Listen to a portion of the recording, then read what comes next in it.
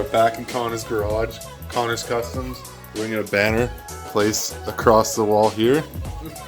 We're gonna make a sick logo. And we've got V8 springy things. These are coilovers, right? Yeah. Coilovers. So each motor comes with 1, 2, 3, 4, 8 coilovers. So for anyone just jumping into this build, this is a 86 Rx7 FC, completely stripped, home built. It was just like a rolling shell with a blown rotary in it when he picked it up. And now, as you see, tube front end. We did that. Was that almost 2 years ago now? No, that was a year ago. No, it was 2. It was like spring 2 years ago. Okay. Tube front end, custom mounted headlights, blah, blah, blah. All this stuff. Wiring, like custom wiring harness, all done by Connor. What else we got? We got a full roll cage, all done by Connor. Let's open the door. Custom door handles. Let's get in. Boom, roll cage. Racing seats bolted to the floor for extra comfort. Aluminum dash that we made in like what? A couple hours, not even. Yeah. Oh, he's gonna give us some more light. Custom gauge switch setup. Hydro e-brake for the drifts, because this thing will be drifted. Obviously, you wouldn't build this and not put it sideways. Dual caliper setup for the hydro. Oh, jackets to keep you warm in the winter. I don't even know what this is called. Slip tank. ATL. Racing fuel cell. Super intense.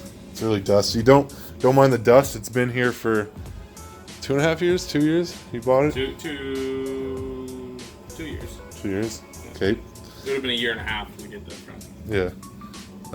Red top Optima battery, I think they're called. Yep. I don't know. Wiring and oh, there's some energy suspension bushings. Oh, and BC Racing coilovers. You got to have the BCs. Some villains. Steering delete parts. Hello horns. Oh, you got to have the hello horns. We have a gutted rack and pinion. There's some energy suspension bushings on the sway bar. Oh yeah. Damn. And you can see them on the tire out there. How hard is that going to be to steer? Not very. Oh, when it's depowered? Yeah. Like the right way? Oh, easy. Easy? Oh, okay. And this shit. Boom. Which I think we touched base on in the video about the underglow or something. I think so. And yeah. Boom. BC, baby.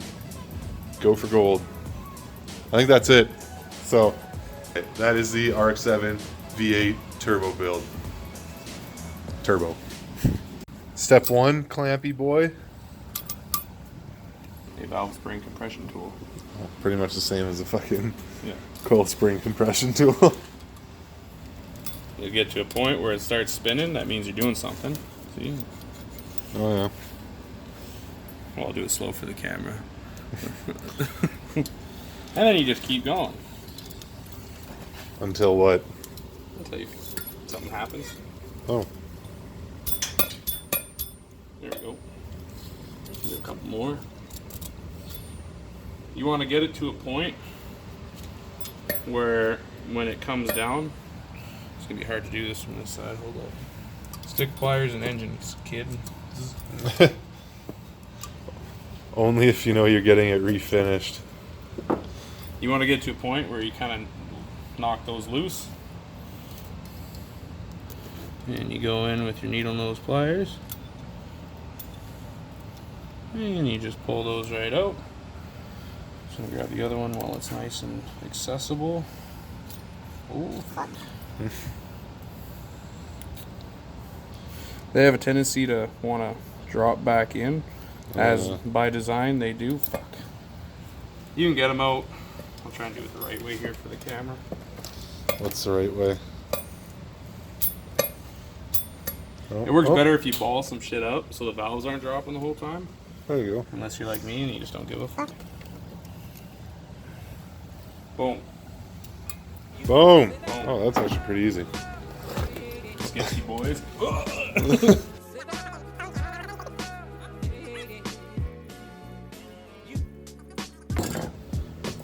Drop shit on the ground. Valve spring.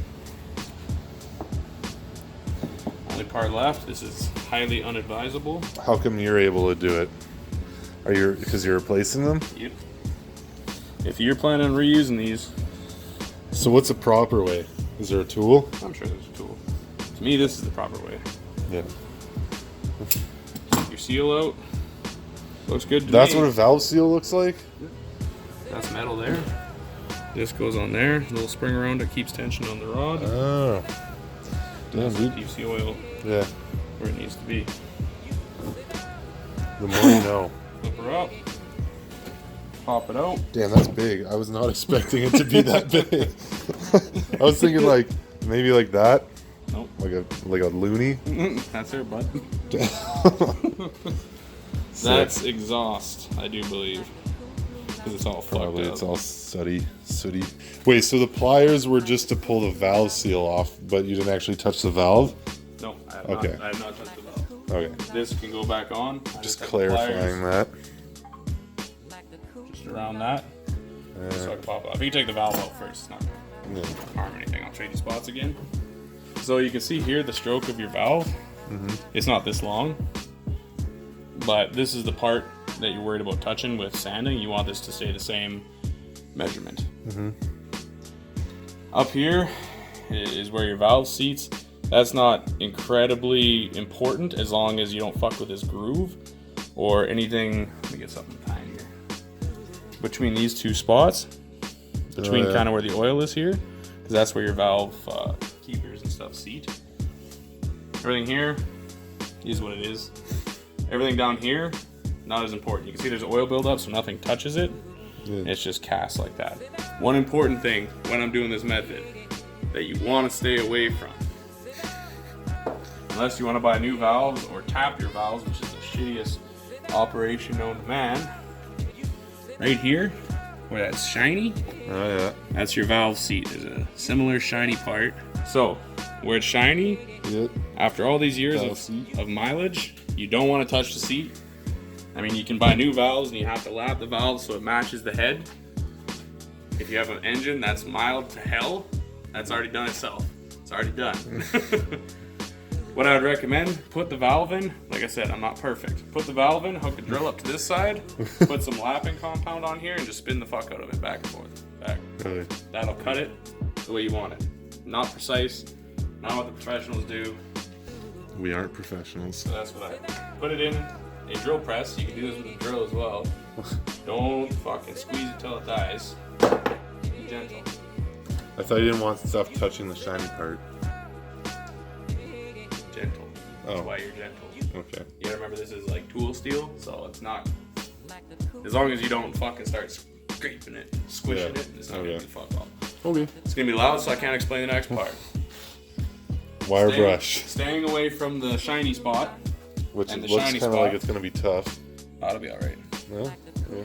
I mean, you can touch it a little bit, but don't go to town. Kind of thing. Now, you're gonna start with the wire brush just to knock off all the big stuff. You're gonna move on to this tiny bit of grit for this upper area.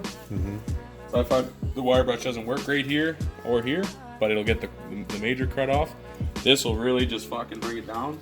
Make sure you got her nice and coned and just scrape it back and forth. You can probably watch the lines while I'm doing it.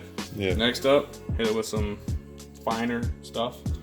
I don't know, 320, 800, whatever you want. Really doesn't matter. And I always finish it off with one of these because these are not gonna win. These will win. This will not. Yeah. So I always finish it off with that. And I'm gonna do that all what I said in video.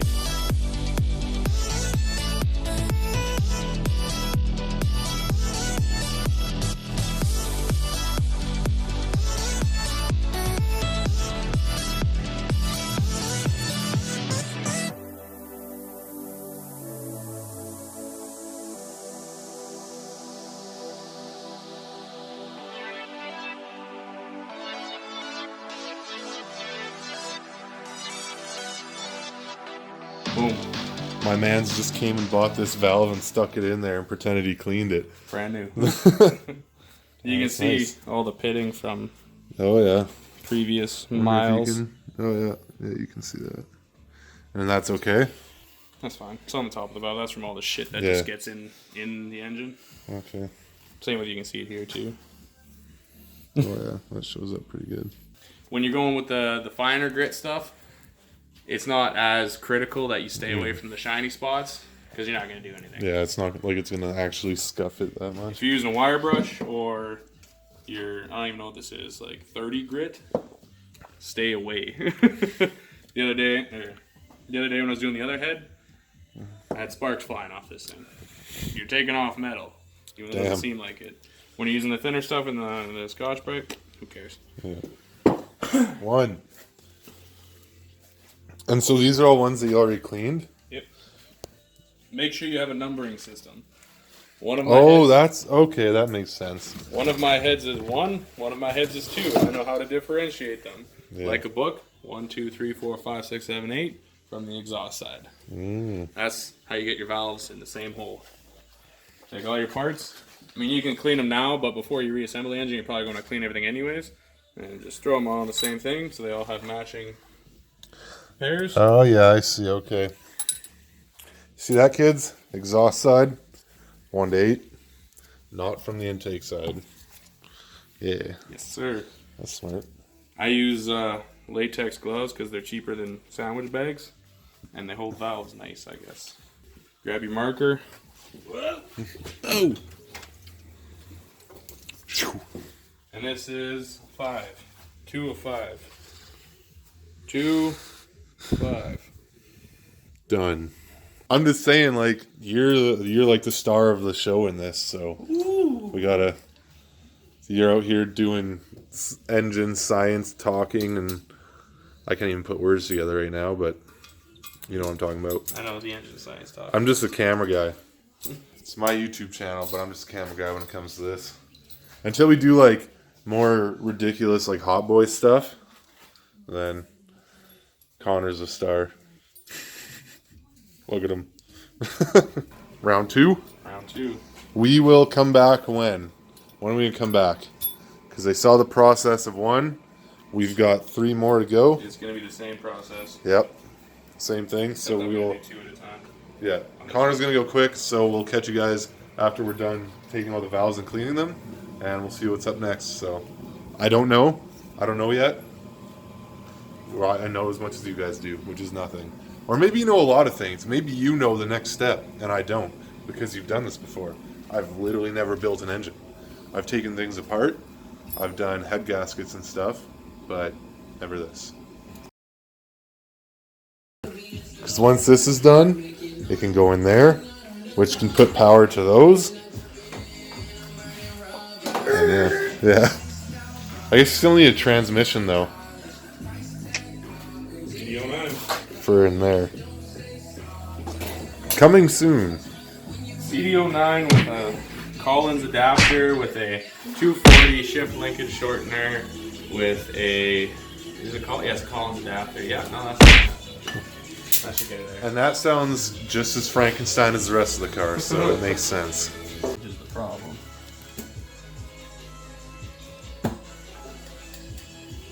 Fuck off. Again. Oh man. I know you've been waiting for this moment forever, so I won't ruin it.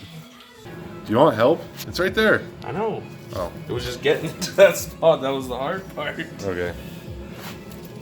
Dude, I'm pretty sure that's the same diamond hat as like the very first video we ever posted working on your car. Probably. I don't like change.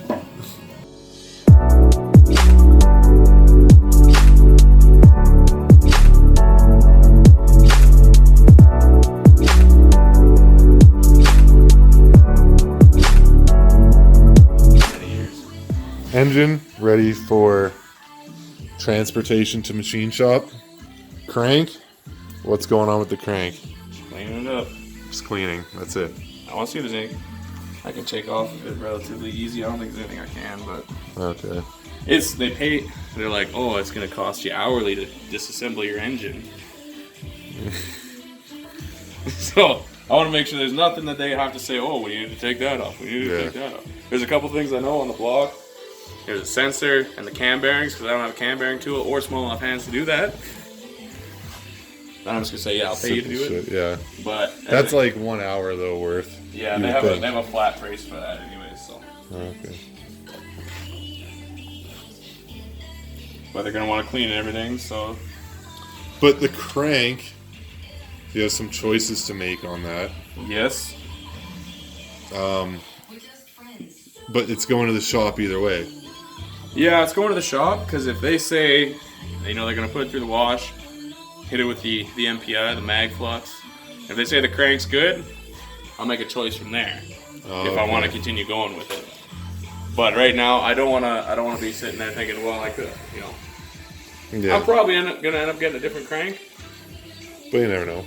But if they say, if the bill comes back cheaper than I expected, and they say, yeah, your crank is like 95% health. Why not? Why not? It's a good crank. It's proven.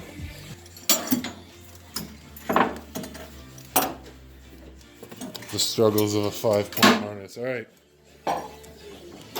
How Nick is going to get into this car every time. Both feet first. It'll be easier if I'm not holding a camera, but ooh, we're just like doing random stuff, little odds and ends. So he's installing the rearview mirror because you do need that in a race car. See the haters in the back. See the haters behind you. Oh, that's the one. It's like really dark, but I don't even know if they can see me, but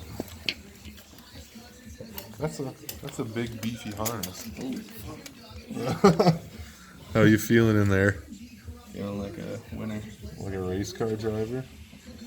How's that feel? Is that good, decent placement? Yeah, I had to trim the seat because it came out to like here. Oh shit. So I trimmed it back to match the other side.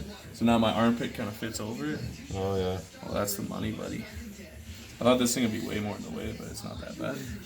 No, because like you'll probably have like a decently long shifter, I would think. Big old dildo shifter, yeah. The typical JDM. Ooh. You're really fucking with my engine right now. These are the wheels that Connor got for his car. Obviously, there's going to be some work put in on this to make them fit, but they are 17 by 9 with a 5 offset. The fronts have a 5 mil spacer, so 0 offset. They'll have 5 mil? Okay. So this is how much poke there is. 2 inches exactly. 2 inches are supposed to fit under that fender. After pulling and It'll rolling. have poke still. It's just going to be a stretchy tire and pull. Yeah. And maybe some camber if we need. But the rears will be fine once you get a little camber in there and lower it. Obviously the car's on jack stand with no engine in it, but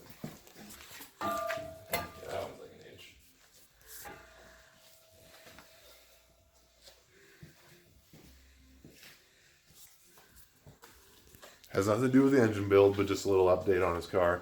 A little, I don't know what you'd call that, sneak peek, I guess, of the wheel setup. And the color will save for another day. But that's it. Fuck, I actually really like those.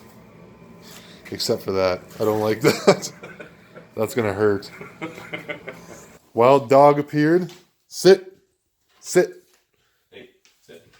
Hey, sit. Nope. Anyway, that concludes episode 1 of possibly 100 Rx7 build videos. Anything you want to say? Want to say what's next? It's either What you hope to be next? Next will either be carbon fiber, or wrapping, or engine stuff, or wiring. So pretty much anything is what he's saying. The next video, there's no ordered anything. It's whatever's convenient to do next, and yeah, we'll see what that is when it comes time. But for now, that's it. Just a little quick how-to tutorial slash update, I guess. Right, puppy? Oh, now you're calm on camera, huh? Yeah, I see. Whoa. Whoa. Whoa, Connor. You stay out of there. Yeah, that's right. All right. Hope you guys enjoyed that video. We'll catch you guys in the next Rx7 update build, or I don't know, whatever video I post next. Connor might not be in it. He might be. Just depends how busy I get.